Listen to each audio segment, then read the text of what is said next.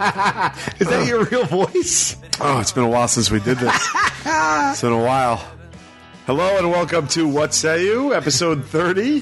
3-0. Oh, Back in business, baby. we were never out of business. Right. We had too much business, if anything, going on. But we are back in front of the microphones, currently in Sal's kitchen. Looking good. Did you unplug the fridge? I unplugged the fridge. Okay. We're all set. All right. We're doing all right. We're all doing set. All right. Happy to be back. Missed all you guys. Sorry for the delay. But we had a little bit of a daunting schedule again. And Yeah. we wanted to come back as soon as possible. This was the quickest we could do it. Right.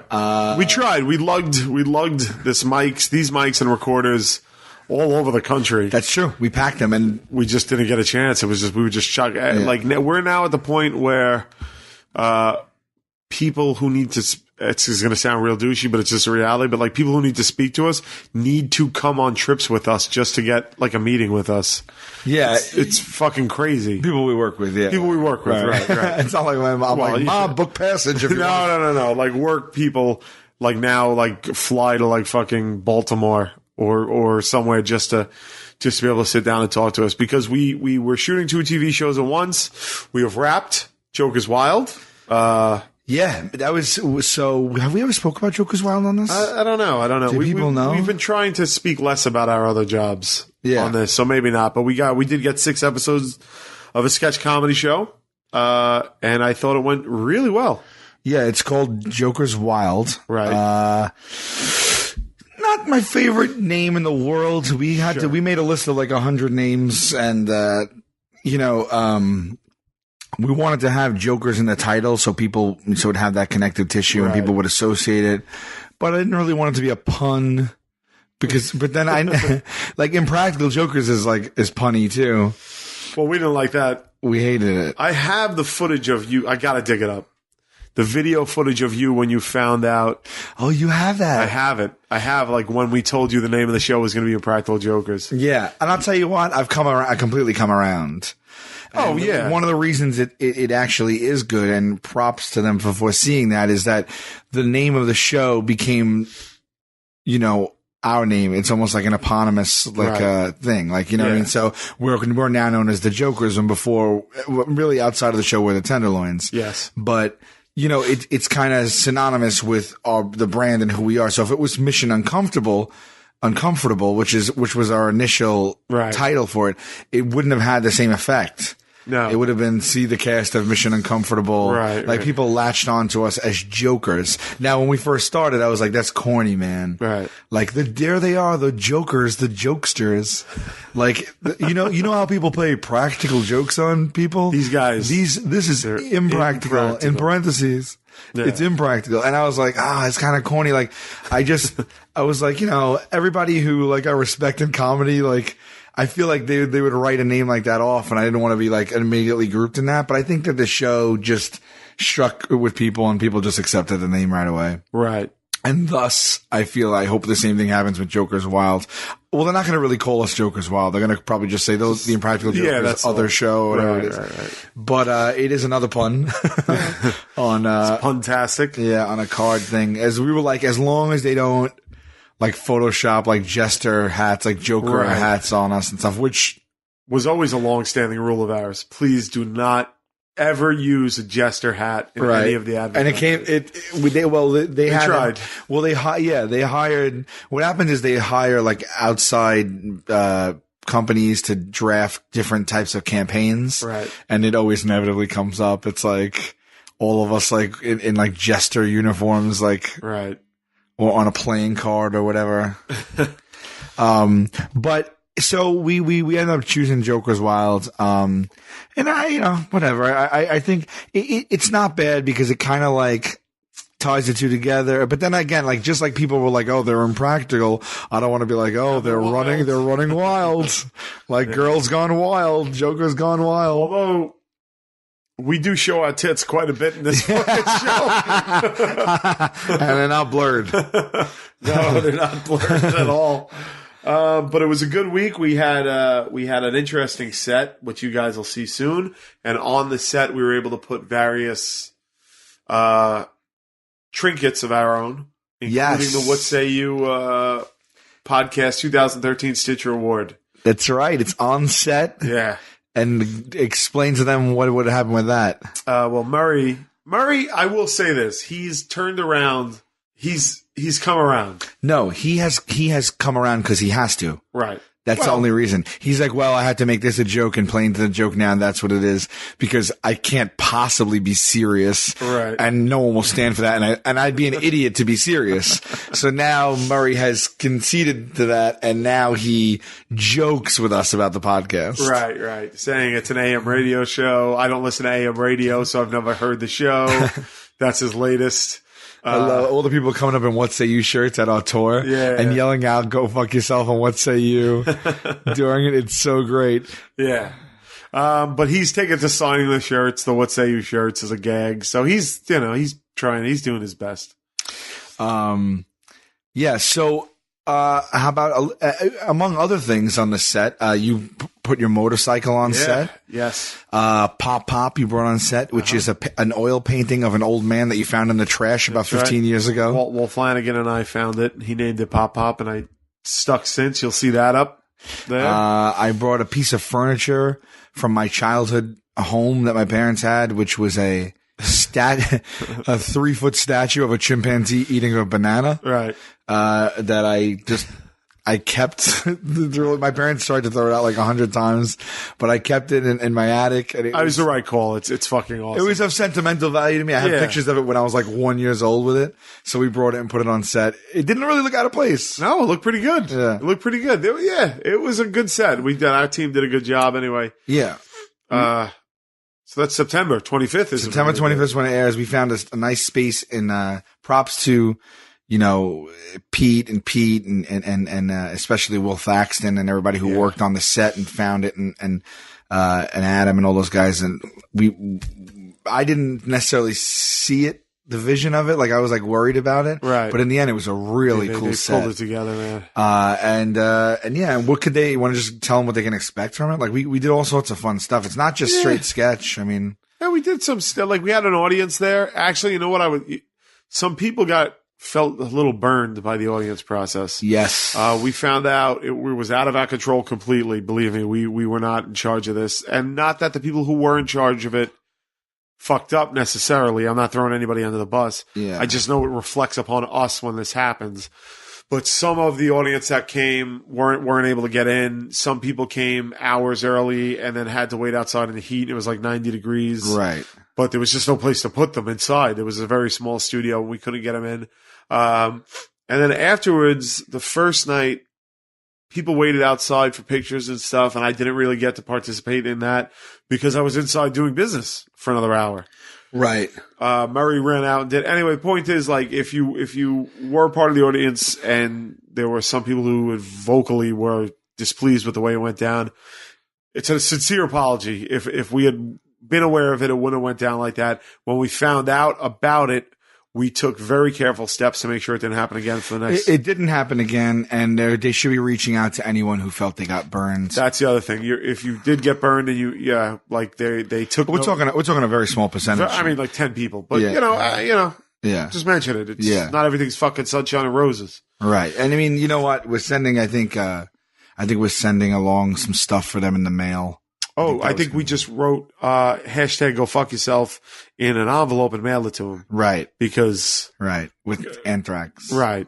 We're trying to make a fucking TV show. Yeah. I ain't got time to fucking worry about the line outside. Oh, we didn't tell you to come 4 hours early. We didn't tell Sam Champion to make it 95 degrees. Check the fucking weather report and realize that you're going to be standing outside for fucking bring some water. They gotta hold your hand through every fucking process. You need help wiping your ass? Fucking absurd. So look for that letter. Hashtag go fuck yourself. I didn't even mean for it to go in that direction. It just went there. No, but thank you for coming.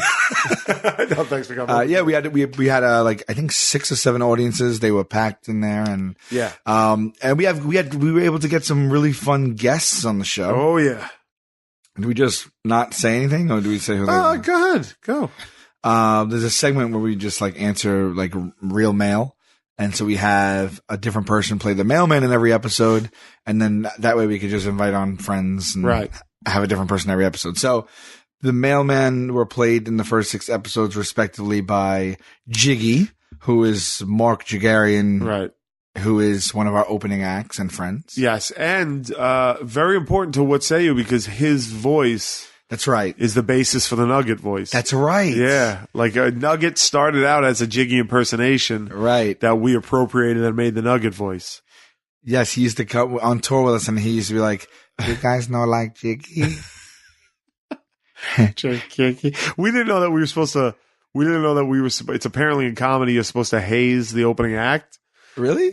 That's what they told us. That's what Jeff Johnson, our tour manager, told us. He goes, you guys let Jiggy off real easy. You guys never haze him or anything like that. And we were like, yeah, it's not really what we do. But then after that, we settled into this Jiggy voice for a little bit. And like, Jiggy, you guys like Jiggy?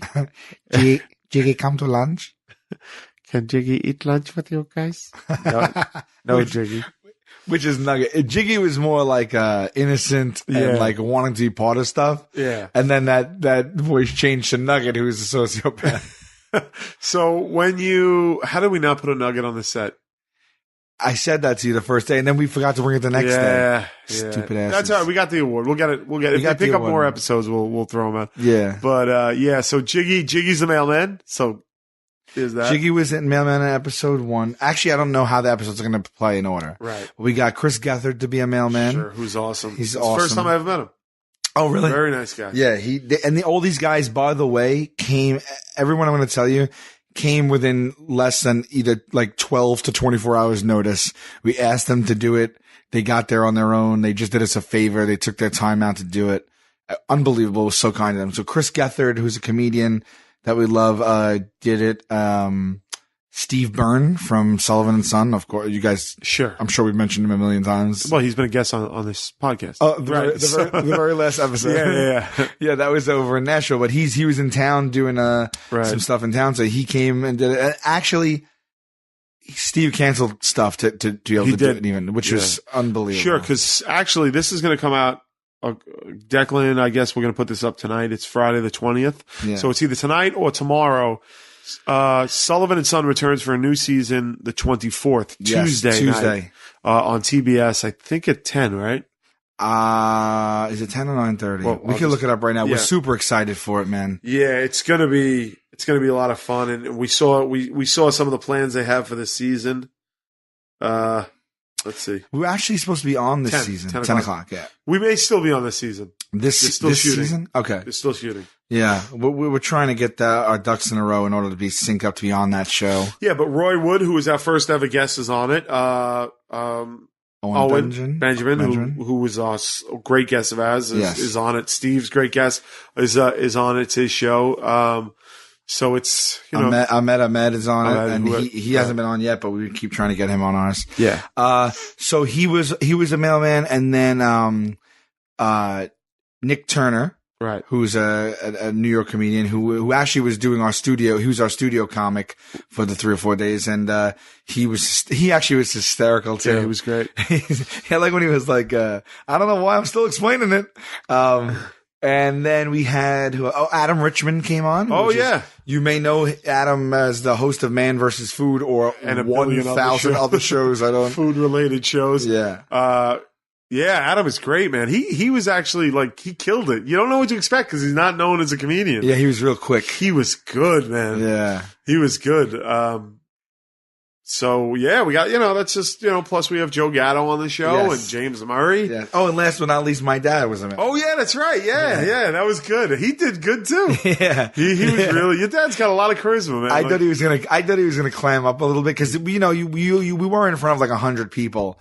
Between the crew and the audience and stuff. Right. And it is on TV. It is going to be on TV. So I thought maybe he might shy up, but I think he's getting used to it. Yeah, he was all smiles, man. He was enjoying it. And we had him do a second take and he even did better in the second take. He was great.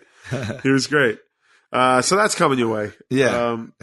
But, I don't know. Any business? We have no business. The guys are on tour. Let's not drown them, I guess, with. I mean, today's June 20th. Yeah. Tickets went on sale today for our first ever, like bus tour, 14-city bus tour, which will Right. happen over the course of 2.5 weeks from September 19th to October 4th. right? Where it's up, we're going to 14 different cities. We're going across the entire United States. Right, So that went on sale today. right. So check that out. And it's some shows are already sold out. You know that? No. Yeah, that's what Joe emailed me today. That's what that whole Facebook rigmarole was about. He goes, some shows are already almost sold out. So Wow. Really? that's what he said to me. We Whether had a it's true or not. pre-sale. We had like a few days pre-sale. Yeah. With the code was Larry. So I had a. All right, so go to thetenderloins.com, or I think practicaljokers.com has Right. it too. Yeah. You'll have the links right there. Tenderloins.com. Thetenderloins.com. Yeah. So I had a what say you for you, and I don't know how far it's going to go, but what say you the World Cup, my friend? Any ability to tune in? Any interest in it at all? It's not that I have zero interest. If I put on a game, I could definitely watch a game and get into it. Sure. I have no affiliation or, I have no affinity to any team or Well, the anything. USA team doesn't do it for you. I mean, it's the USA team. It's not. Yeah. Is that how we choose? It's countries. Okay. Countries yeah, playing each I know other. Brazil's like the big one, right? Yeah. Well, there's a lot of big ones, but yeah, Brazil's The World Cup is every it's what? 4 years. Oh, it's like the Olympics of soccer? Yeah. Okay. Soccer is fun. Yeah. It can be very exciting, and it also can be a little bit like, let's get a little more action here. But Right. I've been learning because we went to our first soccer game in Sure. London. We went to West Ham versus Crystal Palace. Right. Buckley took us and he was trying to explain to me that there's all different leagues and Yeah. when you play in multiple leagues and then they pluck guys out to play on other teams and for other things, and I know people go insane. I know it's just the United States who doesn't go in Right. and people, go insane in the other countries. That's happening now. What's the stats on that? We're like right a now? week in. And how long does it go for? It's a tournament. Yeah, it goes for a while. A while. Yeah. Like It's a month? Yeah. Holy shit. And we won the first round. It works in rounds, groups. You know what I mean? And we beat like our first group. We won the match. We won our first match. Okay. And then what made it special was we beat Ghana, GHANA, who have knocked us out of the last two World Cups. Yeah. So little we got in there and justice. got back at them. It was great. Was it a close game? Clint Dempsey got a goal in the first like 30 seconds. He got a goal, and then in the last 5 minutes, Ghana got one, and then a bench player came off our bench as a fill-in, and he got a goal right away. Holy shit. So we won that. Where's this being played? Brazil. Oh, it just so happens to be, it travels? Yeah, every year is. So every team is in Brazil. Yes. And for a month, Brazil's hosting it? Yeah. Oh my God. How often is there a game? It's a game like there's like 3 games a day at this point. Yeah. So they have it in one stadium? No. They're spread out all kind of all over the place. But there is the main stadium down there, but it's all down there. When I was in 2002, Right. I went to Spain, and it was during the World Cup. Does that make sense? Because it was 2002. So if it's every 4 years, it's 2006. Yeah, it was 2002. Yep. And Brazil won then, I think, in 2002, because I remember people running in the streets Just going fucking berserk. with the flags, like driving by in Jeeps, hanging out in cars, holding the flags up, screaming, everyone dressed in, Right. it's yellow and green, right? Brazil. Yeah. And topless. Topless broads. Everybody. Oh, that's great. Just like running around like Brazil, like just topless Brazilian women Right. running around in Spain. It was unbelievable. I mean, because Brazilian women are known for being kind of hot anyway. Voluptuous and hot. Yeah. Is that most of them? Is that like what that is? Or is that just was the like thing. a couple of them gave everyone a good name? Like, who do you think? Well, isn't it the beaches down there, right? Yeah. So in 2010 tanned and you were in toned. Spain? 2002. 2002. Okay. Yeah. I was about to say. I was in Ibiza. or Ibiza, as they call it. Okay. But I flew into Madrid and out of Barcelona. Like it was, I don't know, World Cup fever was over there, faux show. Right. Yeah. Okay. But, okay, so all things considered, who do you think has, like per capita, who has the most beautiful, what country? Oh, well, all right. Now, understand, this is a great question. Yeah. Understand we're talking about our own personal tastes. Sure. Like, you can't account for There's no right or wrong answer. There's no right or wrong answer. For me, I want to say USA, but just let's get that patriotism out of the way. Sure. I mean, we're no slouch. Italy has some fucking lookers walking around over there, and we like that look too. You know what I mean? Brazil, Italy, I guess. Yeah, because some countries have like some dogs. Sure. You know, like, well, every pound's got dogs. Yeah. You know what I mean? No, but what I mean by that is, I mean, there's good and bad looking men everywhere. Most of the population's not good looking. That's actually an old Seinfeld thing from Seinfeld. Okay. But he's like, he said, like, what percentage, there was a conversation him and George, everyone had on the show. Right. And they're like, they were arguing what percentage of the population do you think is dateable? And I think Jerry was like 3%. 3%. Something like 3 to 5%. Pretty good. But you know, like especially in Europe, like it seems like they're just two extremes. Like it seems like even like maybe the Slavic countries, they put out supermodels or very homely. Well, there is an Eastern European look. Right. Like Eastern European girls, sometimes I can look at them and just know they're from Eastern. But when you're born, it goes one way or the other, I feel like. But I mean, some of them are fucking knocked out. Yeah, they're just supermodels. And some of them, natural beauties, and then some just look like. They should have like kerchiefs over their head picking turnips in a field or something. Like they're good for picking turnips. Right? Like, turnip pickers. Listen, I'm not saying I would. Is that a term? I just made it up. Oh, no. Yeah, it looks like she should be picking up turnips. I don't know, but like, I'm not saying, look. If I was a woman, I would be picking turnips. I'm not saying anything, you know what I mean? Like, no, right. I got you. Somebody's got to pick turnips. I tell you right now, that's a fear of mine. It's a legitimate, real fear. Having an ugly kid. Yeah. They're out there. I see them. I really do. Oh my God. Yeah. There's ugly children. So many of them. More ugly, I think, than not. I don't even mean babies. Like, I'm not talking about babies. It takes a couple of years for you to grow into your face or whatever it is. Right. But, I will not name names, but I have a friend. It's no one really close to me, per se. Right. So I don't want any of my friends don't listen to this anyway. But I have someone that I think has a pair of ugly kids, man. Really? Yeah, and it's like, well. The little girl's definitely ugly, and I feel bad to say that, but I'm sorry. I'm not saying it to her. Right. This is offline. I mean, no one knows who I'm talking about. Sure. But I'm saying it can hit home. Like, you see ugly kids on the streets. That's just, it's not even being mean. It's human nature. There's good looking kids, cute kids, ugly kids, heavyset kids. Look, everybody's kids, an kids important, with no teeth, kids with all the teeth. Being. Yeah. Everybody's right. Yes. We don't need to placate these here. They know that, that there are. I can't play guitar. Right. Like, I'm not less worthy because I can't play guitar. No. And I'm not saying I'm good looking. And if whatever looks I once had are gone. Being hard on yourself. But. Pick a turnip or two. I'll get out there and pick a turnip or two.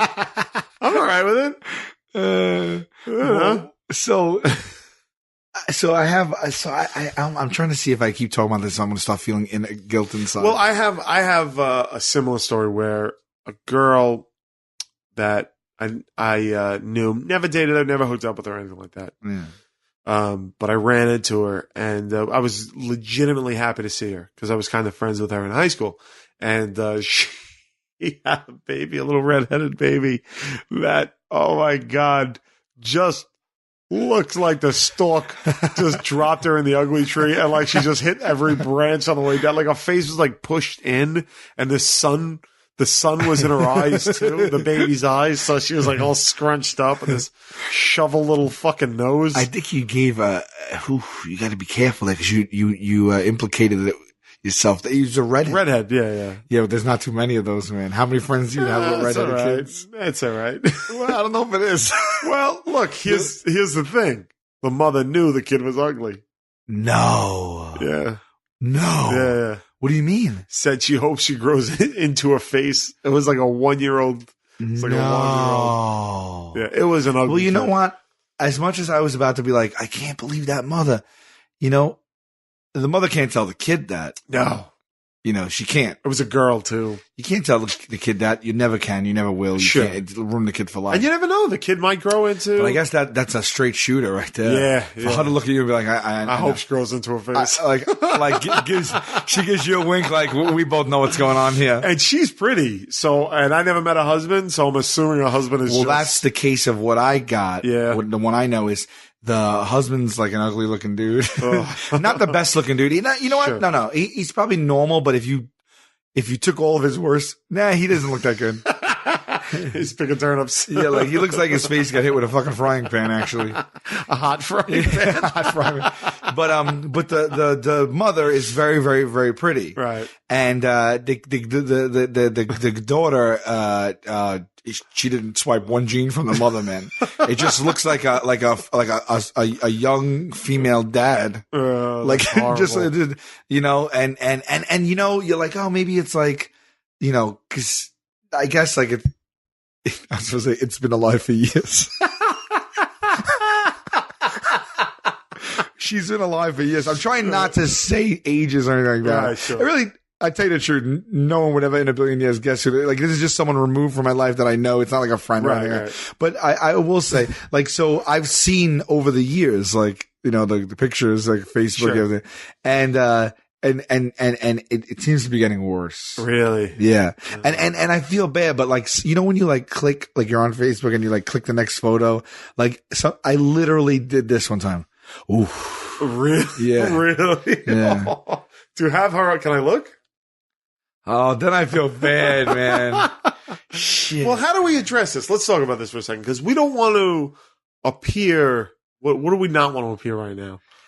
Well, we want to feel realistic, not. I'm just saying, there's ugly kids out there, Sure. I'm recognizing one of them.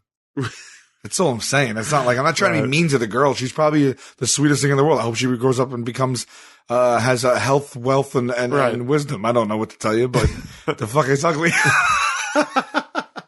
I was, yeah. How do I approach this? So I'm scared because I know that God forbid Right. I have an ugly kid. Yeah. I mean, I'm going to love the kid. Sure, it's your ugly kid. I'm going to love the kid as if the same as if he popped out and he was like, you know, Right. who I don't know who, like the most gorgeous Sure. human being in the world. I love them all the same. Right. I wonder if I'd be that straight shooting with other people that I probably wouldn't be able to be. I'd probably be like, but it's like an elephant in the room. You know? Like it's like I know that my kid's ugly and I ain't saying something. Well, my nephew is not ugly. He's actually got one of the most beautiful. He's got like an angel's face, but he was born with problems on his arms. Right. He has no thumbs, basically. Right. And they did the surgery to like move his finger. I've talked about it before on the show. And I kind of looks like a Simpsons character with the hand, a little bit, but beautiful face. And I just worry about him. Oh God, yeah, of course you do, because people are so like fucked up. People are assholes. Kids. And even an ugly guy, whatever, but like an ugly girl, like I remember kids being vicious to this girl. I don't want to give a last name. Her first name was Maureen. Like vicious to her growing up. Dude, why would you say her name? Because who gives There's a not shit? that many Maureens. You just literally was like, yeah, Maureen from Staten Island was an ugly kid. Well, I don't think she was ugly. Let me say that. Sure. Okay. But she caught shit. Right. She caught shit. Like people were just vicious to her. You know, sometimes kids don't even fucking think. They just jump on. They don't think of what they're doing or what they're saying. Right. I try to think if I ever was that absent-minded. I don't think I was. I know I wasn't. I saw it, but I wouldn't. I don't think I ever participated in anything like that.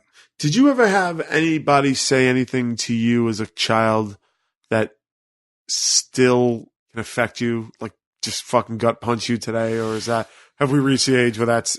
You mean if I think about that time? What do you mean? Because growing up in my neighborhood, my older brother Jimmy would scrap with some of the neighborhood kids, right? And that always, like, I never liked seeing my brother fight. Right. And that made me overprotective of my younger brother. But one time, So one time, like, some guy that was fighting with my brother Jimmy, got me alone on a street and started like, he was 5 years older than me, which is when you're 9, a huge difference. Sure. And started picking on me. And I tried to walk away, and I was pushing my bike, and he started hitting my back. Right. And if I think about it, I still get wound up. Yeah. I still get wound up. Oh yeah, I get that. Yeah. I got that. It brings you right back. Yeah. Yeah. That kid's probably was dealing with that shit. Someone probably is doing that to him. You know what I mean? Right. There was this episode of, there was one thing. My dad used to be, my dad was a big guy. Yeah. No one ever messed with him. Sure. And when I was little, I had to be like 10, maybe younger. Right. And so my dad was probably in his 30s, and like that's when he was like really into like fitness and stuff. And he used to be, he had a few jobs, and one of his jobs was he was a superintendent of this huge block of apartment buildings. And so he was like he fixed it, Right. And, I remember it was like probably in the very early 80s. And, it's when like everyone like, kids hung out outside, like punks, like teens and stuff like that. They'd walk around with like the tube socks pulled up with jorts and no shirt on, like smoking cigarettes. Like it was just like a really like, that whole like, right. And I remember that, he got a call that a bunch of kids were in the pool. There was a communal pool. Okay. But it was closed. And they hopped the fence, and they were all like, literally, like it would look like something out of a friggin' punk rock poster. They were all just leaning on the brick wall. Cause my dad, he got the call, and I was with him. So he's like, I just gotta go to the pool and take care of something. I gotta tell the kids they gotta leave. But they were like, I'd say between like 18 and 25, 18 and young 20s. Like they were older. And there was probably 15 kids in the pool area, and they were all leaning against they were just leaning against the wall, like lined up, like just like hanging out. I guess that's what I don't know. And I remember it so distinctly because it looked like, who hangs out like that? Like all lined up along a building, like one foot up on the wall, like just like leaning on the wall. Like posing. Yeah. Right. And, so my dad went in there, and he's like, all right. And I waited by the gate. He's like, wait here. And he opens the gate with the lock, and then he walks in. I guess they all hop the fence, and he walks in. He's like, all right, guys, come on. You got to go. And they didn't move. And my dad's like, you guys, I don't know what to tell you guys. You got to get out of here. Right. And there was 15 of them. Sure. So they didn't move. So my dad's like, all right. And my dad just, I saw him like, it's not worth it. Like, what am I going to do? What is he going to do? And he's not going to fight 15 people. Also, they're young. And also, what can he possibly do? So he was, I just saw him be like, like he just was like, whatever. So he turned around to walk away. And as he turned around, one of the kids pushed him from behind and pushed him into the pool. Oh man. Yeah. He was dressed. He was in his sanitation uniform, but it was a complete sucker push. Like my dad turned around. None of them said anything to my dad. None of them mouthed off or anything. But I guess when he turned around, he didn't know who did it, and the kid pushed him, and my dad fell in the pool. Right. And so my dad swam. He didn't say nothing. He fell in, came up, swam to the side, climbed up the ladder, and walked out. Right. And I was like, Dad, what just happened? He's like, no, the kid just pushed me. I'm like, what are you going to do? He's like, what am I going to do? He's like, what am I going to do? I can't go hit a kid. Right. What am I going to do? And I was just like, it got me so, like, my dad didn't really care. Yeah, like, there was nothing he could about do. Seeing your father in that position. But I like, to this day, I was like, what a fucking punk. Like, if I could, you know what I mean? Like, and it was such a pussy move. Yeah. Like there's 15 of them, and he waited till he turned around. And my dad didn't really even care. Like, he was just like, that sucks. But he just more shrugged it off. But he probably wanted to kill them. Sure, of course. For me, he just like shrugged it off. But that to this day stays with me, and that's 30 years ago. Yeah, actually, that's incredible. I have a very similar story that actually paid off this week. That's fucking insane. You just reminded me of this. There was one of the kids that lived on my block that would fight with my brother. My father went out one time and was like, where's your brother Jimmy? And I was like, he's down the block. And my father went down. I walked with him. And my brother was sort of getting into it with these guys. My father grabbed my brother Jimmy, goes, get back to the house. And he points at one of the kids. He goes, stay the fuck away from my son. And this kid, 14, goes to my dad, get that fucking finger out of my face or I'll break it. Right? So now my father's in a similar situation. He's like, what the fuck about, you know what I mean? Right. So he just grabs me and then walks off. What else is he going to do? I don't know. Right. But it fucking my entire life. Right. I think about that. Right. And then this week when we got home from where were we? Baltimore? Second Cleveland. night? Cleveland. I get out of the car and I gotta go into my house, and this kid's mother comes up to me and says, "Hey," and I don't want to say his name, Tom. Right. Kid's name was Tom. And he goes, "Hey, hey," and it was Father's Day. And she was like, "Hey, Tom's here with his family. His kids are big fans of the show." She's like, would you mind coming over and taking pictures? Get the fuck out of here. And I was like, what would you do? What would you do?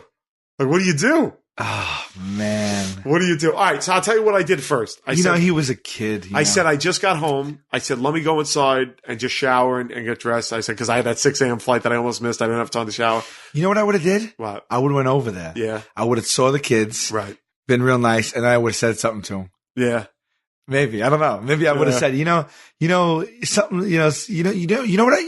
it's funny. I remember something. Right. This is what you said to my father. Just make him feel uncomfortable. Right. Make him feel like an asshole. Yeah. You know what I mean? Like this way you're actually doing something nice. Right. You're being the bigger person. Yeah. Yeah. And then he doesn't know that. He doesn't have that memory. Maybe he does, maybe he doesn't. But like, just bring that up to him, make him just feel like a fucking idiot. Yeah. That would have been the thing to do, I guess. I didn't do that. I got inside and I was like, and all I could think about was Tom telling my father he's going to break his fucking finger. Yeah. I was like, you know what? I was like, I had a fucking crossroads, dude. And I was like, I'm going to go over. I'm going to be super nice to the kids. I'm going to take the pictures. And I went and, the kids were super excited. Took pictures with them. I brought them comic books and like the DVD sets I gave them and shit like that. And you gave him DVDs? Fuck that. Yeah, I was like, if I'm gonna do it, do it. You know, right. And I met his wife. His wife was super nice, and he was super nice, and was like, I mean, why wouldn't he? I just came over, like, fucking, and but he was like, hey man, he's like, we watch the show every week, and we're real proud of you, and I tell everyone I know to watch the show. They're clearly a different person. Oh yeah, I mean, it's you're talking. Right, but not in your head, right? Like you're just in my head, I was like, and I was looking at him, and I was like, and he was losing his hair, and I was like, good, and he was like out of shape. I was like, good, like you know what I mean? I had all these things, but I went over there and I did it, and I don't know, I don't know what the better. I probably should have did what you said. Be like, hey, it's Father's Day. I have this memory about my father that I always kind of wanted to talk to you about. You know what I mean? And you're probably better that you didn't do it, but you know what? Who knows? I mean, like, I don't know. Yeah. Part of me wants both. Wants both, right? Yeah. Oh, I don't know. You know what I mean? I was. Let me tell you, I didn't just go right over there. I got home at 8 at 8 a.m. You wrestled with it. What's that? You wrestled with it? I didn't go there till 4 in the afternoon. Right. All day. It was on my mind as to what to do. Because I've dreamed of revenge. You're right. My entire life. Right. I have. Right. You know what would have been amazing if you went over there and caused a scene in front of his kids.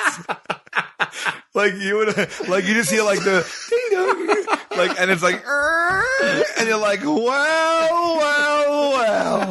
the tides have finally turned.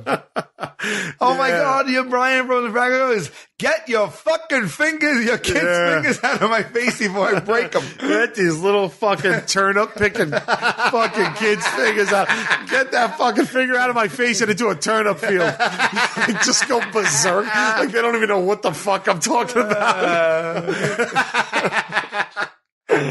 Oh, and they fed me and they gave me some drinks and stuff like that. And I ended up hanging out there for about 40 minutes. Yeah, like it was a total turnaround. It's a complete opposite. I know. You took food and you stayed for an hour. You brought DVDs. Well, I figured if I was there, I might as well do it. I don't know. I made the decision to let it go after all these years. When was the last time you saw this person? You just see him passing in the street, parking in the car. I mean, not 15 years. Not for 15 years. Oh, wow. Because I haven't lived there and he hasn't lived there. But yeah. Wait, this is in your neighborhood? Yeah. But but you knew, families knew each other? Yeah. Yeah. So I wonder why your dad wouldn't just get on the phone and be like, hey. He might have, and I'm not remembering it. In fact, he probably did because we were friendly with his parents. So he probably did. I just don't remember that. If I would have ever said something like that, to someone that even relatively knew who the hell I was or my family was or knew me from there. Back when we were young, they would have just grabbed me and dragged me to my house and said, "Your son just said this." Yeah. I don't know. He probably did. Holy shit! Something else just clicked in my head about that same incident. I popped not Tom's parent, not Tom's tires, his friend Maddie's tires, and that's his bike. No, his parents' car. Oh, his parents' car. His parents' car. The later that summer, because he was standing there next to him when he did it. Popping tires was a big thing. I got all 4. Wow. I did all 4. And you got to slash them on the side. That's the trick, right? Yeah. Right in. If you go in hard enough, like right on the side, it goes like butter. A knife will go through like butter on the side. Right. Yeah. I mean, not to even perpetuate that, but like, right. But that was a big thing in the 80s, slashing people's tires for revenge. People were afraid of it. Yeah. Girls did it to guys when they broke up with them and shit. Slashed the tires. Yeah. I know many people who have slashed tires. Yeah. I don't know if I ever did. I may have done it. I don't know. I can't recall specifically. It's horrible. You know, I think I've had it, we've had it done to, it was so popular in that decade. It was a thing. Like, it was a thing that everyone either did it or had it done to them. It wasn't even like, but it sucked. And if they really wanted to be revengeful, they would do all 4. Yeah, that's what I did. I went for all 4. I mean, you can't even like. No, you got to get someone out there to tow it or some shit like that. Yeah. Wait, did you change that name? No, I don't care about that. That I don't care about. Fuck them. Let them find me. Right. Find me. Like, I'm ready for a rematch with that kid because I didn't like that kid at all. Remember, too, like in that time, too, how big it was to steal a car radio?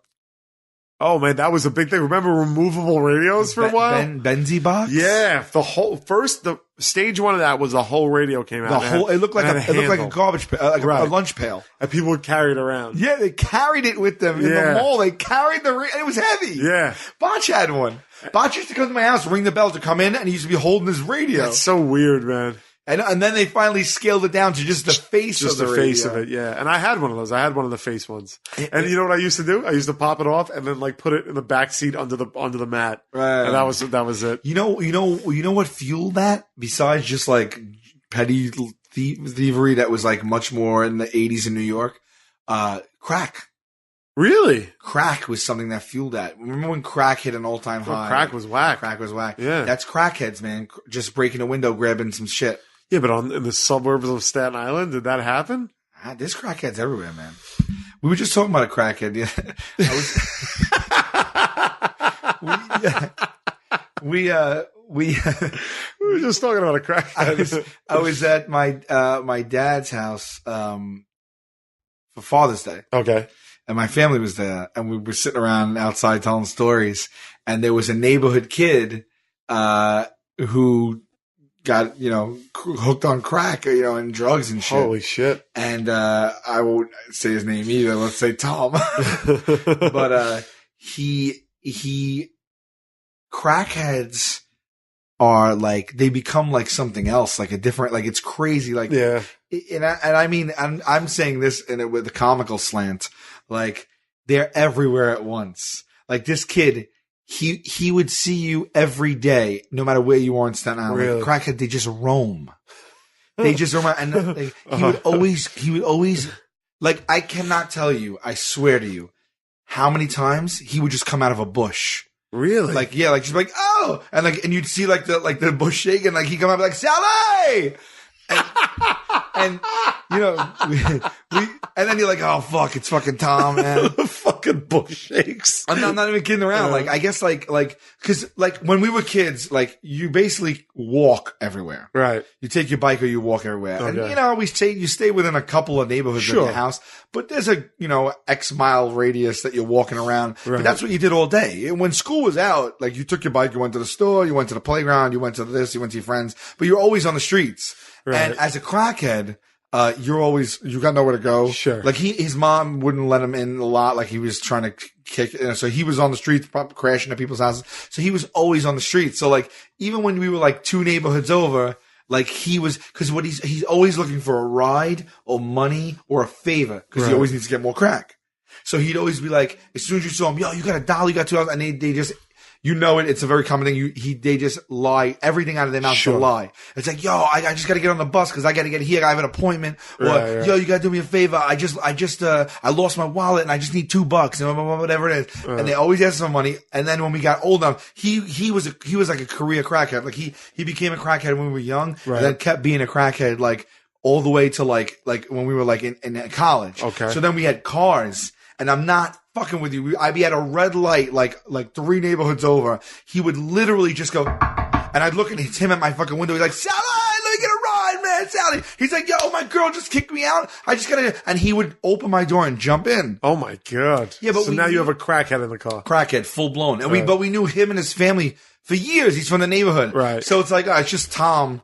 But then again, it's like, yo, everyone tried to avoid Tom. All right. Right? So like everyone, and be like, yo, don't go down that way. Tom's down that way. And I swear to God. And he would a lot of times he'd just be walking around like boxer shorts and a t-shirt. Oh my God. Like, what a horrible existence. No shoes. Like, yeah, I know. I think he's rehabilitated now. Oh yeah? Yeah. But he would just be like, and dude, the worst is when you're with people that like don't know him. And then he's like, Sally! Cause he was like that kind of guy too, like a neighborhood guy, like, yo, Sally, what's up, Sal? Oh, Sally's my boy. Yo, how's your father? How's your mother? How's your sister doing? Right. Oh yeah, me and Sal good. And he would just, they were talking a mile a minute. Right. Then he'd go, he really did know us because we knew him. So he would go on and on and be like, yo, me and Sal, this and that. Let me tell you something about Sal. And he would just talk about him in high on crack. And I'm like, oh my God, those guys are thinking of it. Right. Did you have to, when he walked away, be like, that's just a neighborhood crack guy? Did you have to, right? Yes. You have to repair your own reputation. Yes. One time, Jay Bracco, remember Jay Bracco? Sure, of course. So one time we were in college. Right. And I was in Jay's car. When was the last time you saw Jay Bracco? It's seen him physically. It's been quite some time. It's probably been like 10 years. Did he keep his hair or did he lose his hair? He has his hair. All right. Cause that was a head of hair on that kid. He had good hair. Yeah. I saw him. I was buying a mountain bike in Kmart and I saw him and his wife really? like 10 years ago. Really? I think he's doing well though. I just recently heard something about him, but I hope it was well. Okay. Anyway, sorry. You were with Jay Bracco. He's driving and we're at a light on the service road by My Deli. Oh yeah, sure. Right there, and Jay's in the car, and I'm in the passenger seat. I think my sister Jenna was with us for some reason in the back seat, and we're at the light, and I didn't understand what you just said, Tom. Tom, right? We will just all of a sudden we just heard a car door, and we turned around, and Tom was in the back seat. In the car? He didn't ask. He didn't ask. He didn't knock. He didn't say hello to me first. He didn't know who was driving. Right. I guess he just saw me, and it's just like, I'm allowed to do this. Right. And the door just slammed closed. I look back. It's Jenna and fucking Tom the crackhead in the back seat. And I was like, oh, hey. And I wasn't at a point yet where I never was disrespectful to the guy. Sure. I felt bad. Right. But also he was so aggressive in a way that like made you like disabled in a way. Cause he'd be like, yo, Sally, I love you, man. Right. And you're like, all right, I guess I love you too. Like, I don't know what to say. Sure. And so he jumped in. He's like, and Jay driving the car did not know of this person. Sure. So he jumps in and Jay was like, what the? And my friend's like, oh, yo, Sally. And he's like, oh, and my friend's like freaking out. He's like, yo, sorry, bro. Yo, me and Sally were like this. He would always say that. This is like family right here. He's like my family. Really? He's like, yo, I need a ride real quick. He's like, I was just gonna wait for the bus, but it's taking too long. Can you just drive me up here real quick? So my friend's like, I guess. So it's like, yeah. And then this is like the third or fourth time Tom did this to us. What he would be doing was he needed a ride to the crack house. Oh. Now you got your little sister in the car with a crackhead going to a crack house. Yes, but I didn't really I was a little naive sometimes. I didn't know. Sure. Because sometimes it wasn't the crack house, but he would never tell you where. He'd be like, yo, make a quick right. Yo, make a quick left. Right. And so so my friend's like, all right. So we make a right on Taji. Make a right on Taji. Oh, right on Taji is the wrong direction. Go down and we're in Park Hill. Right. And we make a couple, Park Hill, the Killer Hills. It's the Wu-Tang. That's what it is. Yeah. This is what comes out of Park Hill. The Wu-Tang. There you go, right? Yes. And I have friends and family that live in Park Hill too, but I'm saying there's not disparaging the good people of Park Hill at all. There's crack houses. So he goes, yo, make a right, make a left, make a right. And then we pull up to a dilapidated like house, right? Like townhouses connected. And he's like, yo, he kept telling us he just has to go see his girlfriend to pick something up. And so my friend's like, all right, but my friend isn't like necessarily like, this is a full blown crackhead taking me to a crack house, but he definitely was, tensions were high a little bit. Right. And I'm like, yeah, all right, Phil, you know, and we pull up and then he goes, he goes, yo, just wait here. I'll be right back. And like he jumped. Now you're expected to wait for Tom, and you know he's coming back with a pocket full of crack. Yeah, he jumped out and he like went into the house and my friend looks at me, he's like, what are we supposed to do? And I'm like, I don't know. I didn't know he was going to say that. He didn't wait for an answer. So we were really caught between being decent and peeling out and just, we should have just peeled out. Of course. We should have just peeled out. Yeah, but you didn't. So my friend's like, I don't know what to do. And I'm like, I don't know. I'm like, look, all right, we'll wait a minute. If it's longer than a minute, Sure. I don't care. All of a sudden, the car's running, we're pulling on the side of the road.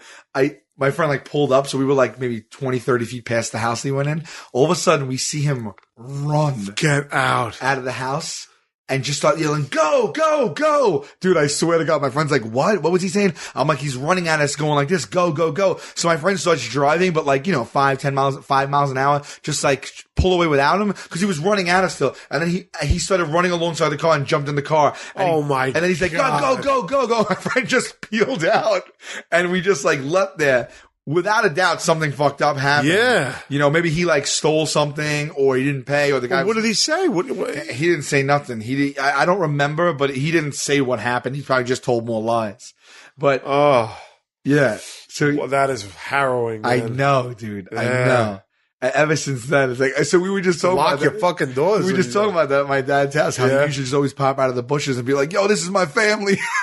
Oh wow! It's like, can you not pop out of the bushes in your underwear and tell everyone I'm your family member, please? Like every time I see you, you're coming out of the brush, right, in like fucking tattered boxers and telling everyone I'm your fucking favorite family member. Yeah, that's horrible. Crack is messed up, kids. Don't do it. Oof! Wow. All right, all that from the World Cup. That's how we got. That's how we got to Tom the Kraken. Yeah, I don't remember the exact lineage. Because the Brazilian women, Oh, we never did decide where the supposed most beautiful women in the world are. Got to be like Italy, Spain. Yeah. I mean, every time I've been to Italy, my jaw has dropped at the women. Yeah, there. So they're exotic, but yeah, they are. But I mean, I guess that's why Brazil would be that too, right? Yeah. Well, those are all native. Like when you say an American woman, I mean, it's just like, what do you think in your head? Do you think like blonde hair, like California? Wish they all could be California. No. Like, what do you think of when you say American woman? Like when you said Italian woman, I picture someone. When you say Brazilian woman, I picture something in my head. When you say an American woman, I don't really know what to picture. I guess I just think of women Caucasian. Yeah, like, well, not even necessarily. Like, I don't know. I guess there is no American. Well, I think American women are more an attitude than a look, right? It's like, that's what I've always heard. Okay. It's that positive, like, hey, American type thing going on. Right. Like that fucking Sex in the City bullshit that doesn't really go on in other countries.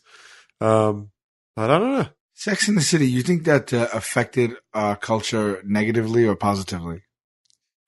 I mean, it was people loved it. If it was negative, it wasn't much. It was a fun show, but it was like enough already with the Cosmos and the shoes and the dating. Like, it's not real New York. Like, it's like, that's not real New York. I don't mind not real New York. I mean, like Bored to Death. Did you watch Bored to Death? Loved it. It was such a fucking great show. Loved it. And that was always like a fairy tale version of Brooklyn, but not one that annoyed the shit out of me. Right. Whereas like, what do you think of Girls? Girls, I've only seen a few episodes. It's hit or miss. The good ones are really good. I just can't get into the characters. I know the characters are supposed to be unlikable. Yeah. Like that's the thing. But there's something about the cadence to which they speak that just throws me every time. And Casey Jost, every time I talk to him about it, is like he's like, sit down, watch it. Cause I've only seen an episode here or there. Right. He's like, you'll get into it. She's a talent, man. She is, but it's just like, but it's almost too self-aware. Yeah. Well, for a while, I never even saw her show and I was sick of her. I'm like, holy she became America's sweetheart immediately. Like, yeah. And then I read that quote, which I later found was kind of taken out of context, where she was talking about how she's the voice of a generation. And I was like, oh God, that was like I read that quote somewhere. She's like, I'm a voice of a generation, and that's tough to handle.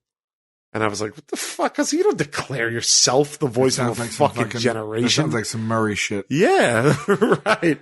Like that's fucking awful. Like, and that made me not like her. But then I read the actual quote, and it was not. Sure. Some people consider the show a voice of a generation, and she said maybe I'm a voice of a part of a generation. So but that wasn't what I read. Right. So I got past that. My personal like, well, all right, Lena Dunham, we get it. I don't know. I don't want to be a hater. So anybody that succeeds at that level, good for them. Female performers and comedians are killing it right now. Sure, killing it. And there's always a lot, but not a lot that much in the public eye. But it seems like a swell now. Like, right? Remember the Latin invasion? Yeah, that was everywhere. Did I ever tell you the story? I told you. I definitely told you it. I don't know if I told it on this podcast though. You know this. When I bought a Latin invasion karaoke CD for my grandparents. Yeah, I remember to return it. Yeah, I remember that. I don't know if I ever told that story. Go for it. I'm afraid I told it. I don't think you told it. Fuck it. It's a good story. We get new listeners all the time. You didn't tell it. I would have remembered if you told it. Consumer karaoke machines were at like their pinnacle. Right. It was like maybe like 10 plus years ago.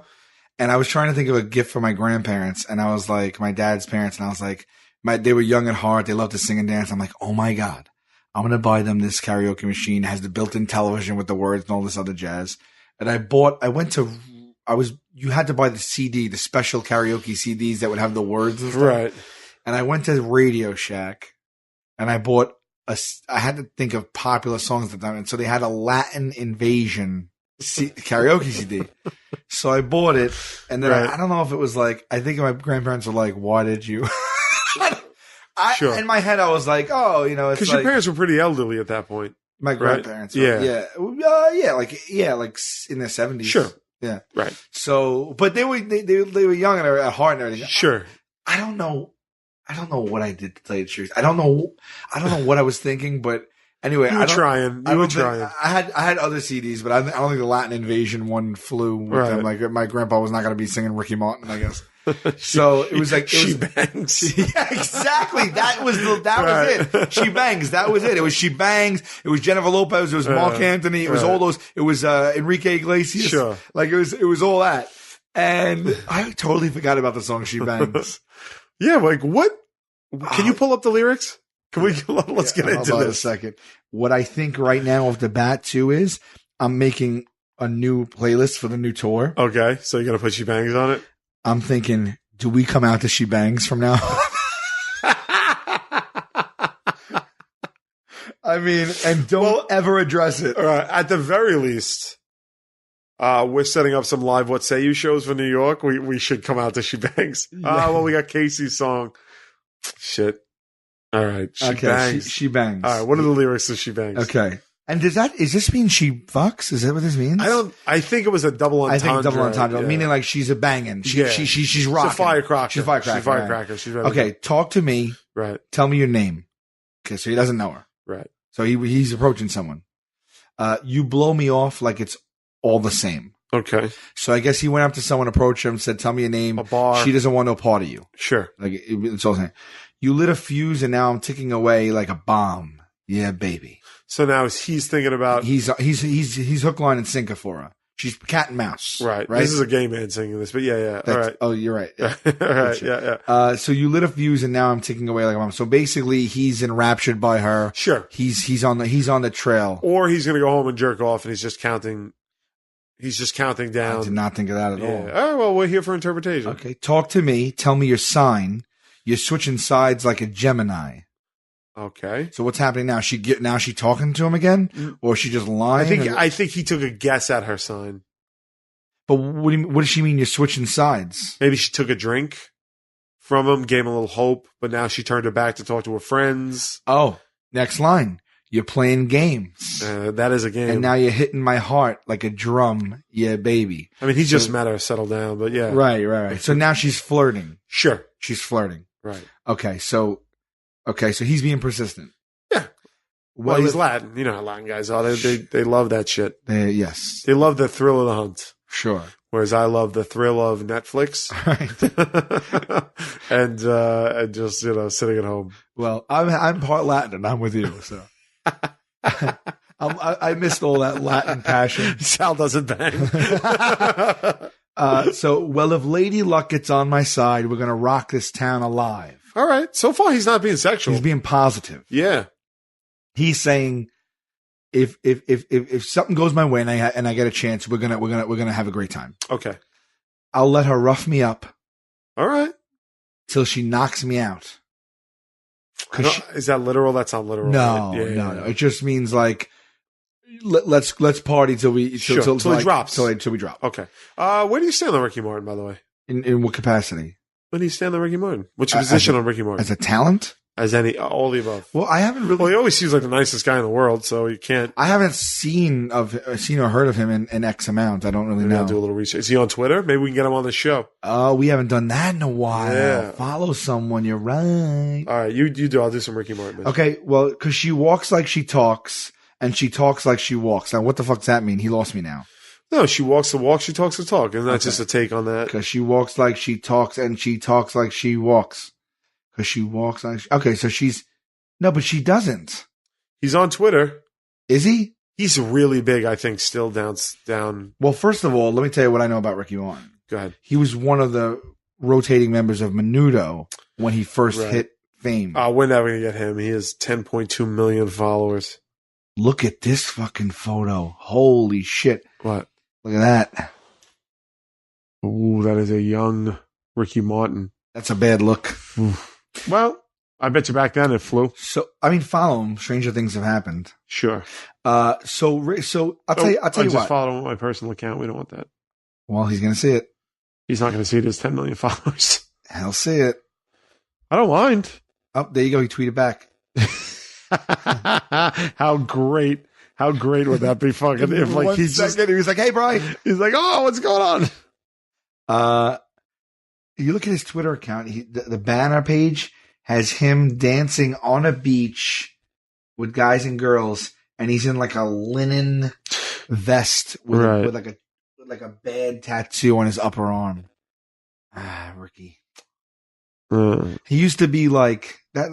That's kind of cheesy to me. He was always cheesy, but I mean, this is like So okay. I think that when he came, I think he's talented. Right. You can't deny it. I mean, the guy can sing and move with the best of them probably back in the day. I don't know what he's up to right now. If he makes a comeback, I wouldn't hold it against. I'm telling you, I don't think I think he is. He's huge overseas. I think he's huge down in Latin America and shit like that. I mean, see, look at it. Homeboy's got over 10 million Twitter followers. Yeah, I'm looking at that. That's cheesy, right? It's cheesy. Looks like one of the guys in my file. Let's see if does he tweet anything good. He said last tweet. He said, "You are a perishable item. Live accordingly." So okay. Life is uncertain. Eat dessert first. Okay. All right. I wonder if he really done that his whole life because he's been toned. I don't know. I think he's just being fun there. I don't think that's something he goes by. Every time you censor that inner awesome, you stop being real. Oh, hashtag be real. He has kids. I forgot about that. He does? Yeah, he has kids. Oh, I didn't know. He came out afterwards, which is good for him. Oh yeah, sure. Okay, so Ricky Martin. I mean, holy shit, that's what he's selling out down in South America. That's bigger than Giant Stadium. It's an arena. Yeah. Oh, so he's doing okay then for himself. He's way okay. Yeah, because we're doing this award-winning podcast from my kitchen. So here's another text tweet by him. Be you. Okay. In parentheses, to full. Get it? He's got like wordplay going on.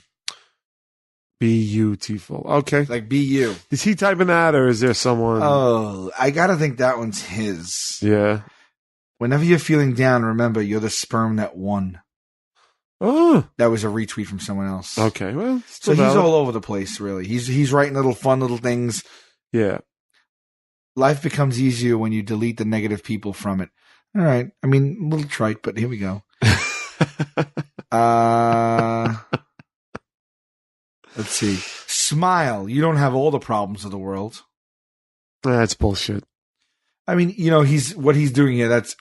I wonder if he's just throwing something out just to be a positive, There's only one way to avoid criticism. Do nothing, say nothing, and be nothing. He's right.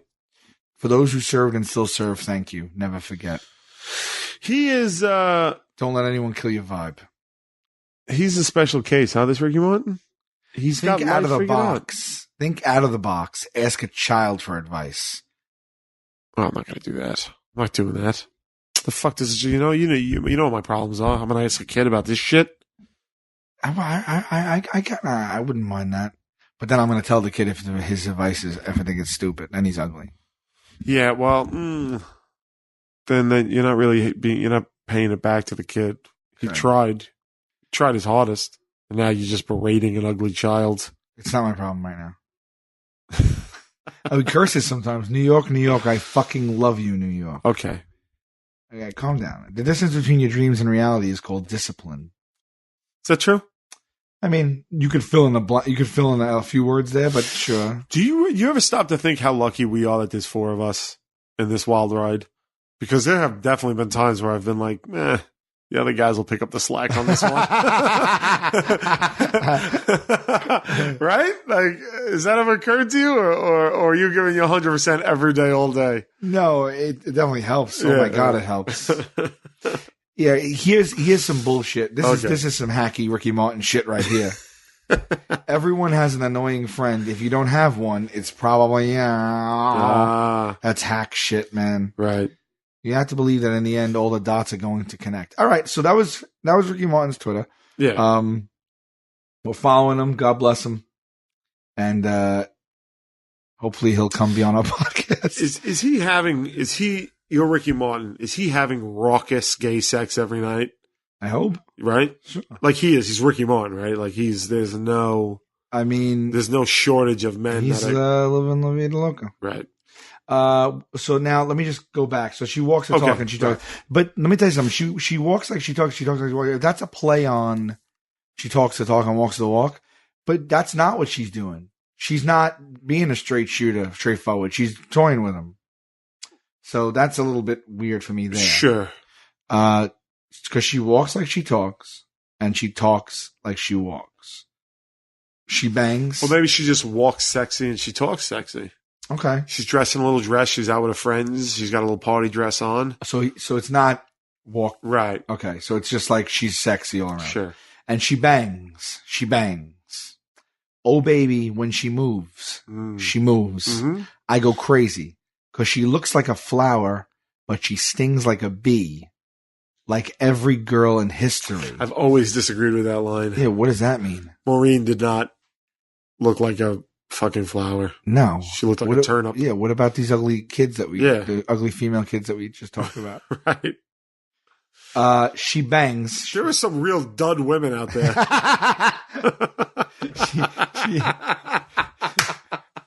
Duds. Like the opposite of a firecracker. Yeah. She's done. She's a dud. And that was a joke, by the way. That is such a insulting, but like harmless, but horribly insulting thing. Like, you imagine like someone overhears you say that about them. She's a real dud. Like, you could be like, you could say you could say 100 worse things. Right. Like, she's a real C. Right. She's a real anything. Like, she's a horrible human being. She's evil. Right. I can't I hate her guts. She's an arrogant asshole. But if you just say, oh, this one. A real dud. This one's a real dud. Did you meet Billy's new girlfriend? Real dud he's got on his hands there. Like, something about that makes you just... It just cuts a little deeper. It does, but it's like, it's more like... It's all encompassing. It's like, if you're an arrogant bitch, like, you're just an arrogant bitch. Right. But like, you're a dud, you're just all around. Basically, you're missing at every point. You didn't make the cut. You didn't cut the mustard at every single benchmark that you're supposed to cut. Like it's just you're a complete failure. Just a dud. A real dud. I am realizing how much I love this word. It's like I am going to start using dud. It was like people talk about like when a movie's a flop. It was a real dud, but it's a movie, right? Like to call a human a dud is like so wrong. Like it's almost like it got born by accident. It shouldn't have been born. Like, what do you have, a boy or a girl? I was a dud. it's like, oh yeah, this is my 3 kids. He's the oldest. He's great. He's on the football team. Oh, my daughter, she's a great artist over here. The other one's a dud. The other one didn't. He's just standing there within earshot, looking up, listening. He's like, wait, I'm the dud. The other one didn't take. Oh God! Oh my God! We're gonna use the word "dud" about a billion times in the next week or so. Oh my God! Oh, you have like 2 children. You have 2 children out there. Be honest. Tweet us. Yeah. If you have 2 children, one's gorgeous and one's a dud. The dud though is like Right. you get called a dud, and one of 2 things happen. Nothing, because you're a fucking dud and you can't do anything about it, Right. or you become resilient. You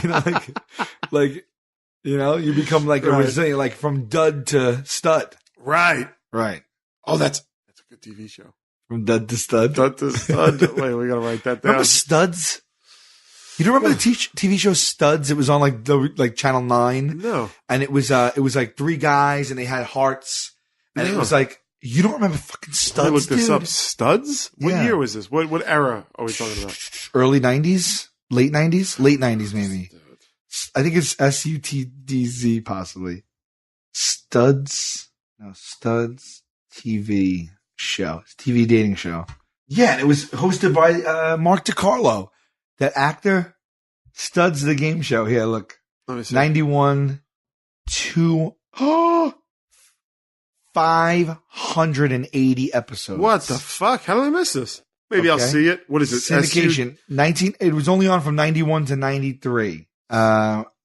Studs followed a somewhat similar format to the dating game and Love Connection. 2 men go on dates with 3 women. Afterward, the men would have to match answers with the women regarding the date. Each correct answer would win the man a stuffed heart. At the end of each episode, each woman would decide which man they chose as a stud and wanted to go out with again. If the men could correctly guess which woman chose them, both received an all-expense paid date to location of their choice. Oh, yeah. In the event 2 couples chose correctly, the man with the most stuffed hearts won the date. Studs provoked some controversy because the answers on the show often discussed the contestants' sexual relationships in detail. A few episodes featured variations on the usual theme, with individual shows having 2 women date 3 men. Blah blah blah blah blah. Do you recall it now? Yeah. Looking at the pictures, I remember. There's YouTube clips up. Oh, boy. This was the type of look at this chick.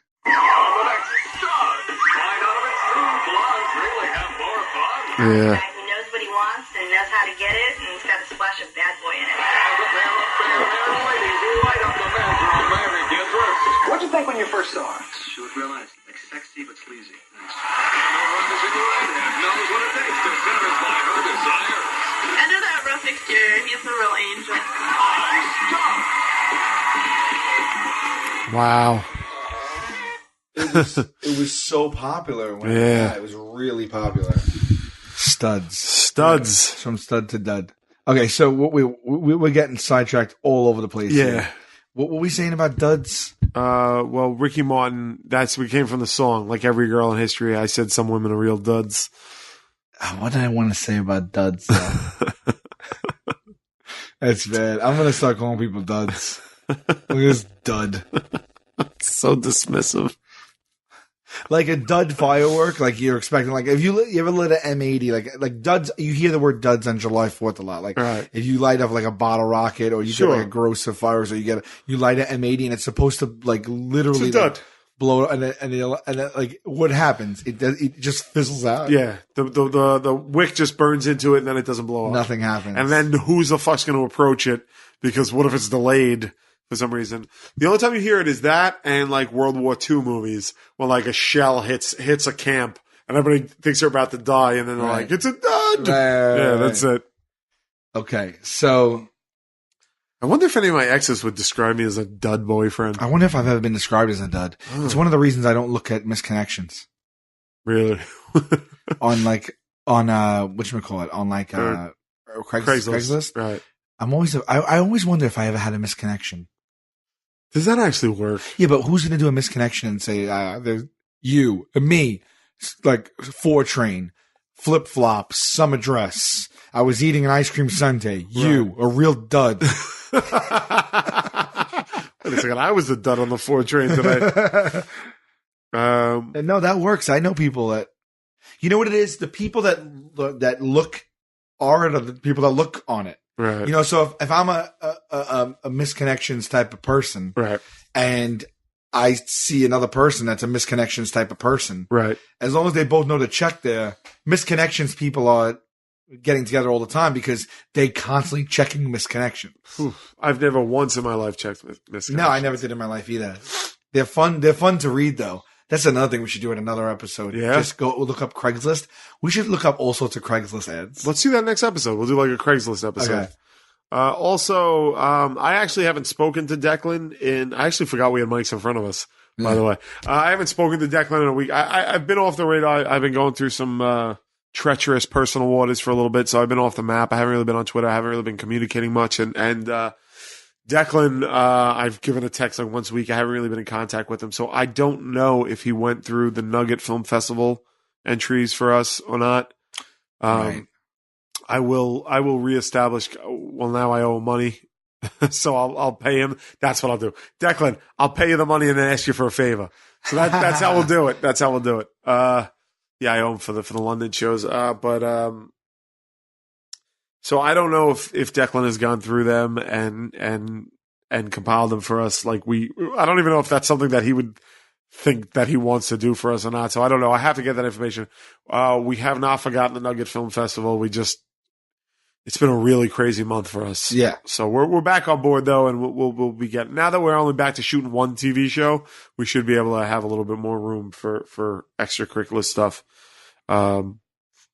Like the Nugget Film Festival, we had a very interesting conversation with our agents about What Say You and doing live shows for it and whatnot.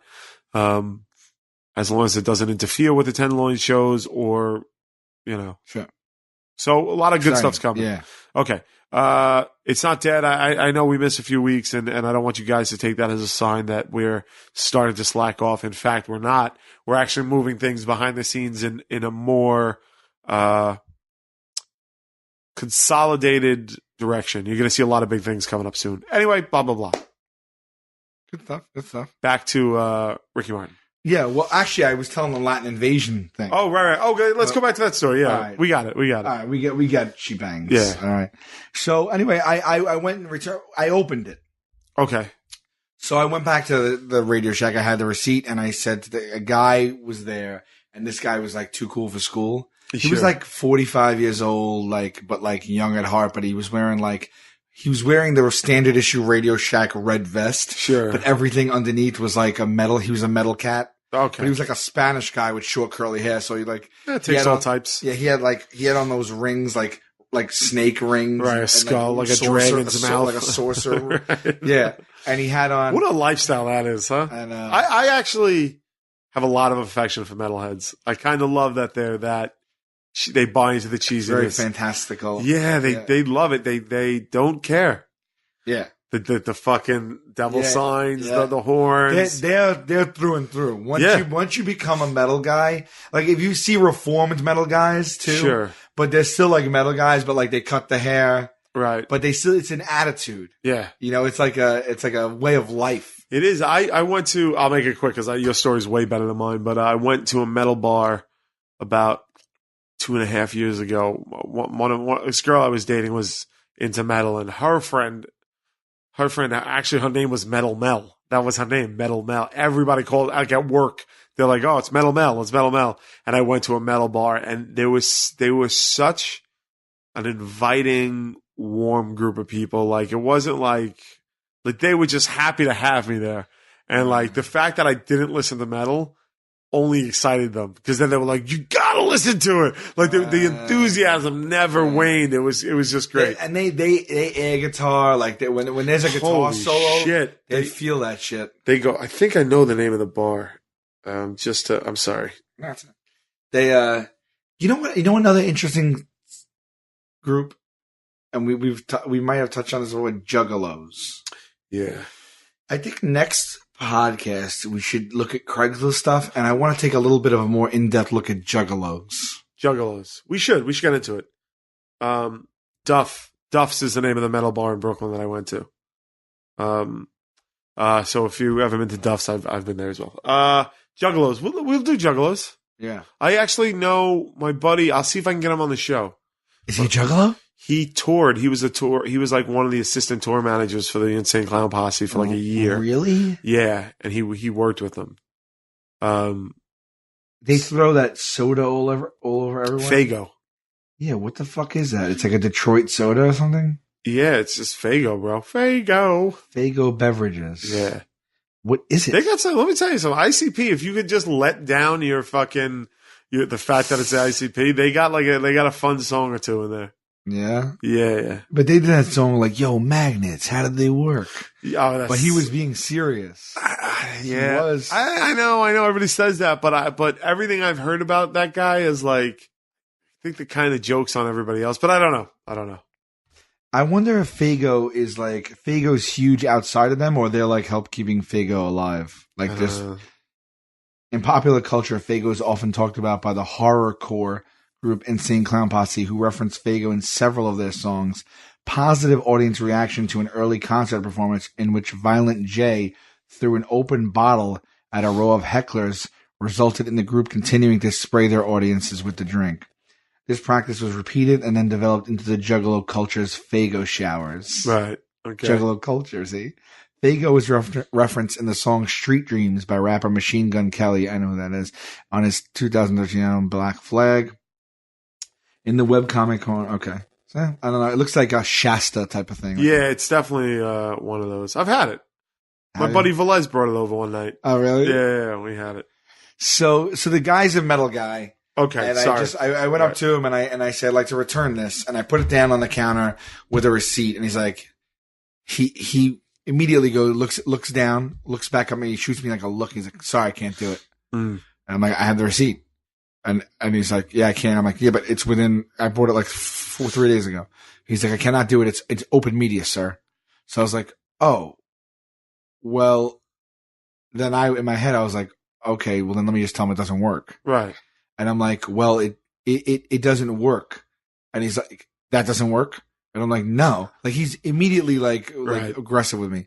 And I'm like, no, it doesn't work. Like I came in here, I asked for help.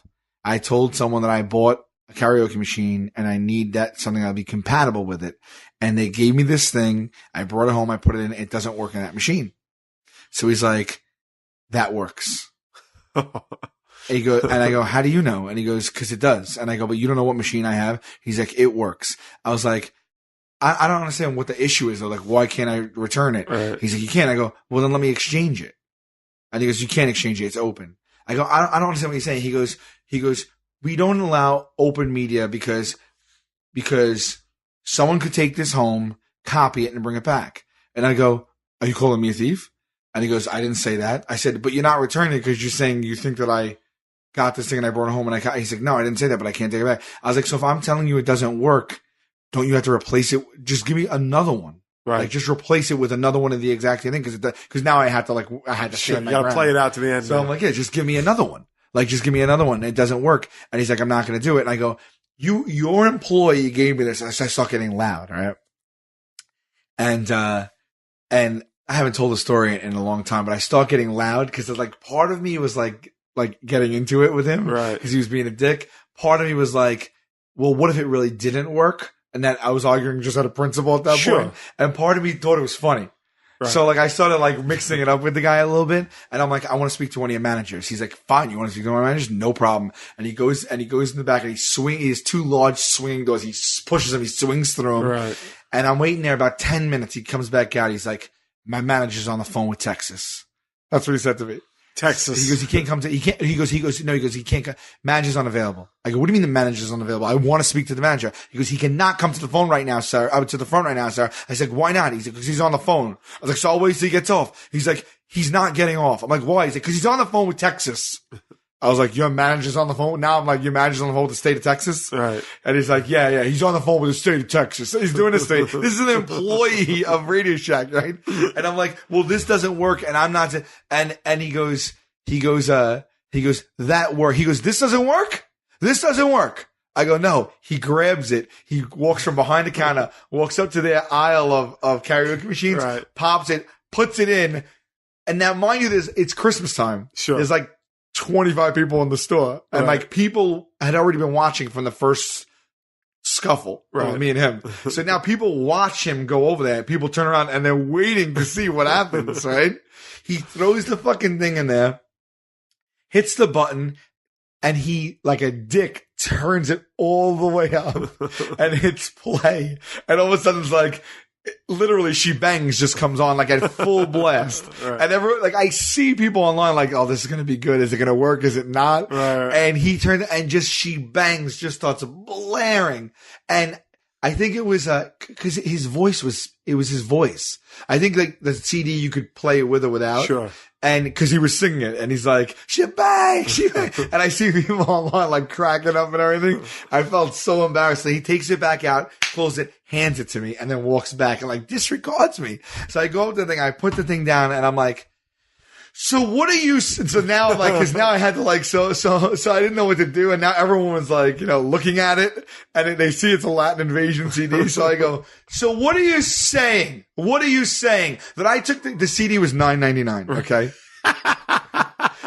So now I'm realizing how absurd it is Right. for me to be. So I want to turn that absurdity on him. Sure. So I go, so you're saying that I made a trip to the mall 3 days ago. I bought a Latin Invasion CD that your person recommended. I went home. I copied it and burnt the Latin Invasion karaoke CD onto a blank CDR disc, packaged it back up, got the receipt, got in my car, wasted all this time and gas to come back here to scam Radio Shack out of $9.99 for a Latin Invasion CD. Is that what you're saying? And like, I'm like appealing to people. I'm like, come on. Like, I'm like looking back and I'm like, is this what this guy is saying?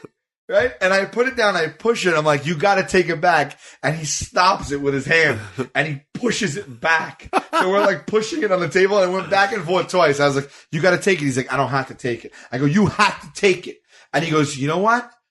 I go, if you're not taking it, I can't talk to your manager. What do I do as a consumer? And then I'm looking around, I'm looking at everyone, I'm going, what are we supposed to do as consumers? Am I right?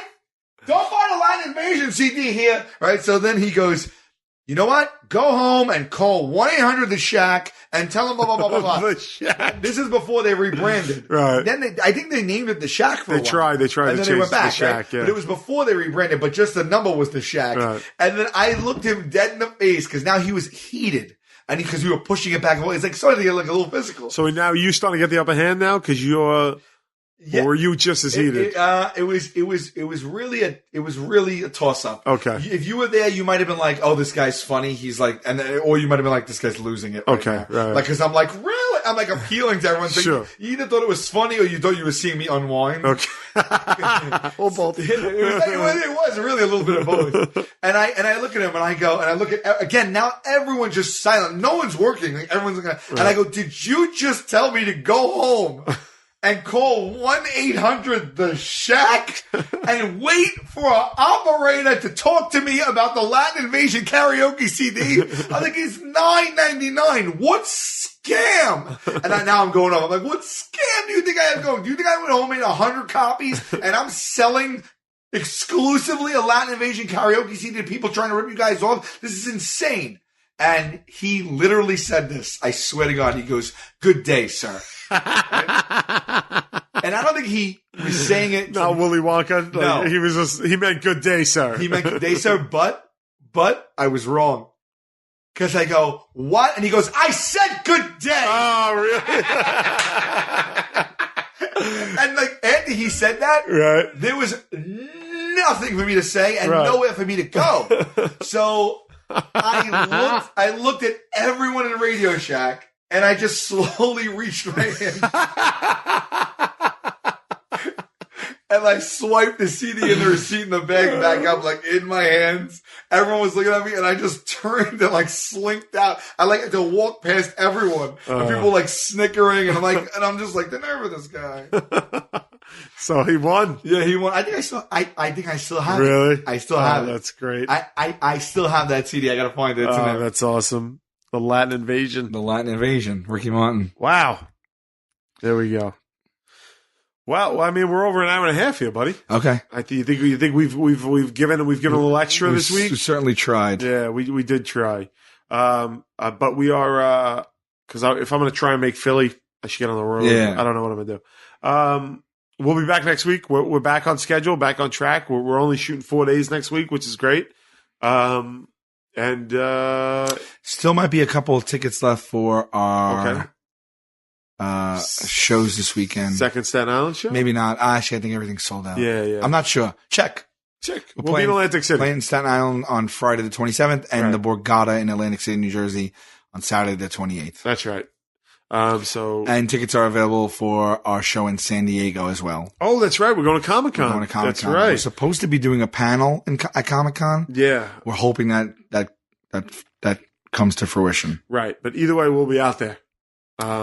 Just running around buying shit. Yeah.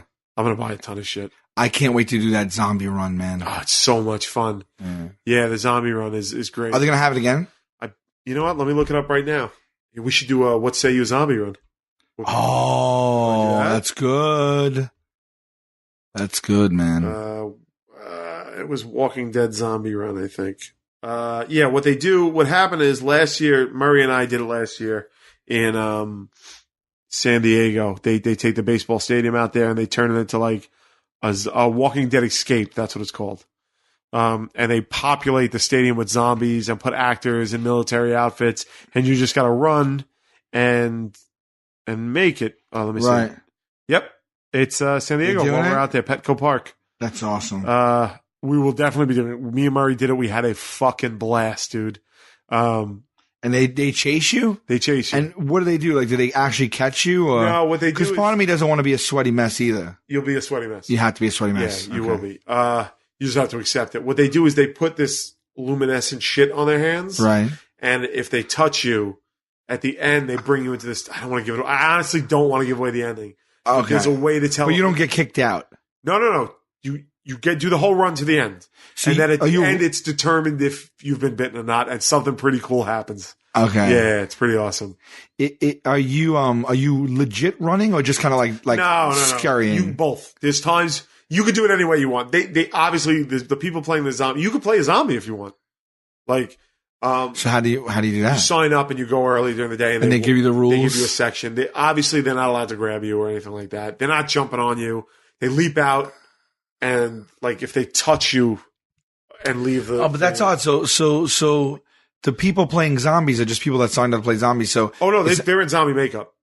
Okay. Yeah, they're full on. But it's not mayhem though, because I would think you want those people to be trained to see to provide the right experience. They are. They've obviously been given something. Okay. Yeah, they're like whether a half hour talking to, I don't know. And how long does it take to get it's probably about 45 minutes or so.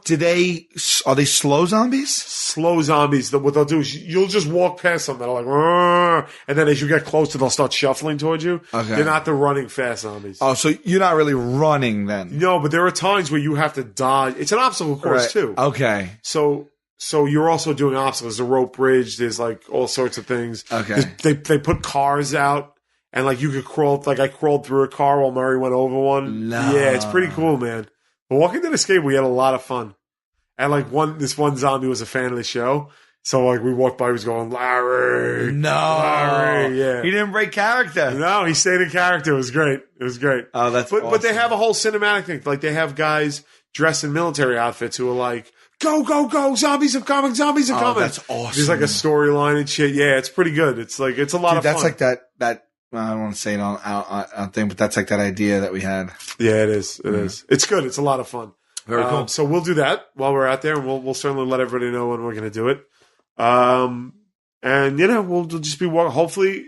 Well, we have the show. We'll do the zombie run. We will hopefully do a panel. Yeah. So we'll get to the bottom of it. All right, right. word. You want to try and make a phone call? Oh shit, yeah. Let me block my your number. number. Yes. San Diego. Look it up. Look up San Diego. Oh, very good. Very good. Oh, you know what? I guess I did forget this part. What?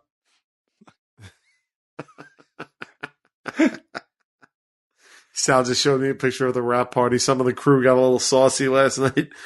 I did not go. 619. Okay, here we go. 46716. Okay. All right. Did we follow Ricky Martin? Yeah, we did. All right, here we go. San Diego. The number you have reached is not in service. This is a recording. No shit. The number you have reached is not. that's it. Why say this is a recording? This is a recording. What idiot is on the other line going, but why not? The number you have reached is not in service. This is a recording. I wonder who writes the copy for that. Who writes the script? And is that a robot? Is that a real woman? Who wrote that? And who is having the meeting on that to change it one day? To refresh it. Right? Yeah, like this is a recording. Right. Like that's some like lost shit. Right. Like what's her name? Like a number station. Yeah, like Danielle Russo. Yeah. Like, come on. Right. Yeah, you're right. Like one day they were like, guys, we've had this same voice for 30 years. Like we have to change it. This is a recording. Right. Like that sounds like some apocalypse shit. Did you see that there's somebody cut together the transitional things from Seinfeld? Like when it's outside his building or it's outside sure, like the B-roll, like that transitions. And they just cut all that together with no sound, and it's legitimately creepy. Like it's just look it up. Like hold on. Let's get into like because it's just like silent New York or something. Yeah, but then What would I look up? Seinfeld open. You know what? I found that on the Onion. Go to the AV Club.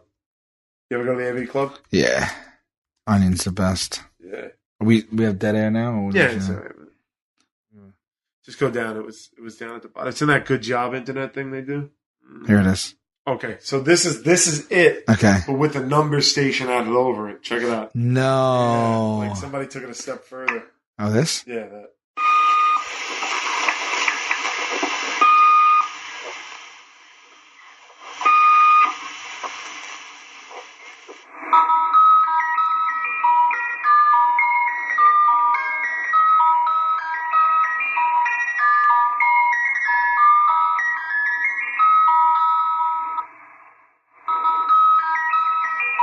That's weird. It's creepy, right? Yeah. Wait till the voice comes in.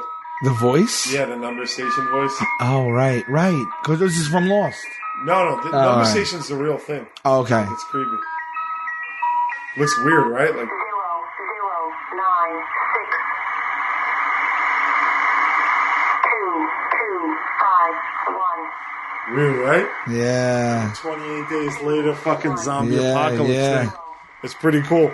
Anyway, check that out on the Onion AV Club. I'll tell you what a nerd I am about Seinfeld. Go ahead. I used to take Seinfeld aptitude tests. Really? Yeah, I have like books and books about Seinfeld trivia. I used to be heavy into it. Right. Now I probably forgot everything, but I like literally know, like this is an easy one, but you might be impressed.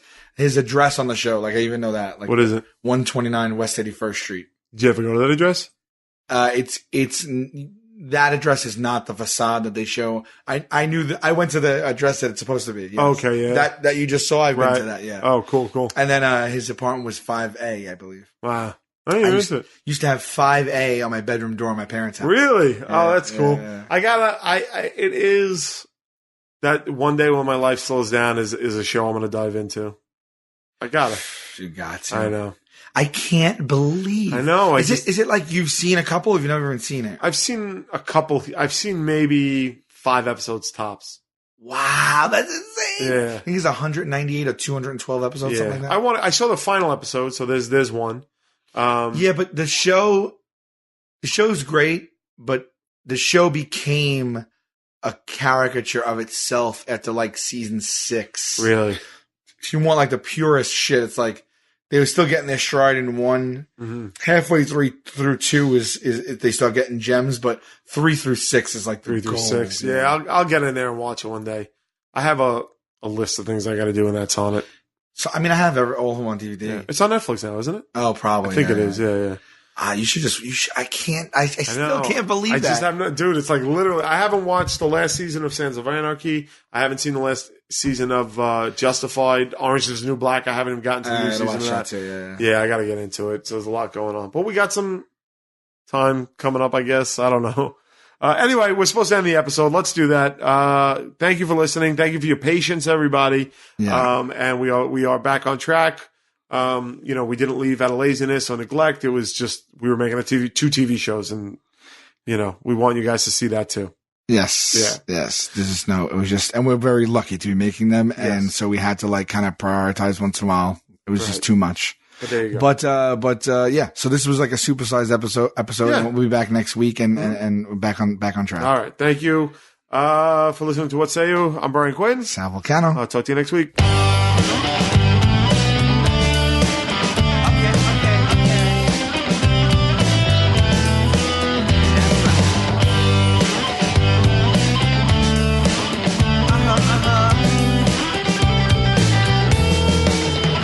I heard that Rome wasn't built in a day. Then how come everyone is rushing to get ahead? And if I seem to be reserved, that's just my way. Your questions seem like you're interrogating me. Yeah, I try, then again I don't try.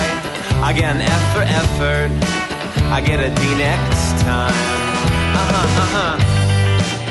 Okay. Here we go.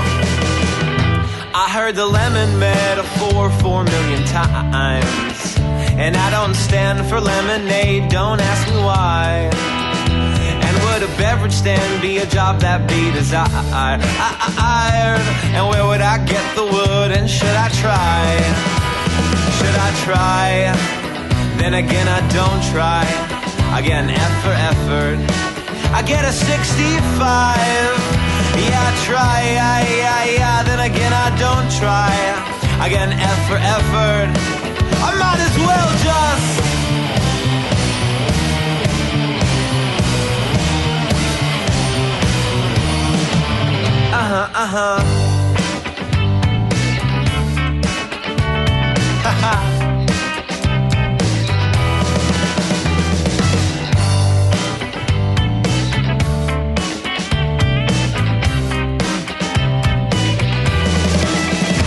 I heard that currency don't grow like leaves on trees.